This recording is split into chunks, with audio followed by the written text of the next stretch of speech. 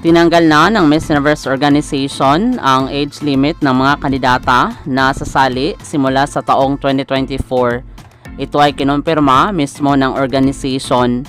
Sa kabilang banda, ang daming qualified dito na kung saan may potential na magiging Miss Universe. Isa dito si Karen Ibasco na pwedeng-pwede pa sa competition. Siya ay Earth Queen at Transformational Leader. Si Karen ang dating Miss Earth 2017. Siya ay magaling magsalita at higit sa lahat, solid ang kanyang advocacy. Pero ang tanong ng mga netizens, pwede ba sasali ulit ang may major title? Ano ang masasabi niyo tungkol dito?